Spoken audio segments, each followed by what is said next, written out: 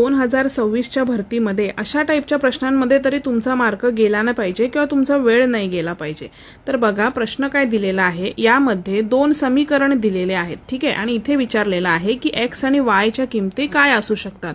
जर रेग्युलर पद्धतीने step wise जर आपण सोडवलं तर ते 1-1.5 पानाचं गणित होऊन जाईल आणि त्याला खूप वेळ पण लागेल।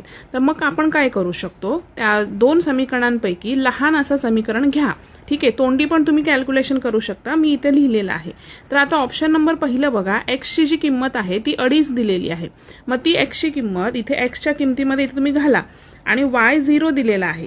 जर याला आपण सोडवलं 2.5 दुने किती होतात, 5 होतात आणि हे तर शून्यच होऊन जाईल, बरोबर 5। म्हणजे डाव्या साईडचं जे कॅल्क्युलेशन आहे ते उजव्या साईडच्या कॅल्क्युलेशन बरोबर मॅच होतंय का हे एवढं तुम्ही चेक करा। एवढं जरी केलात ना तरी तुम्हाला आन्सर काय आहे हे समजून जाईल। तर याचा आन्सर आहे ऑप्शन नंबर ए।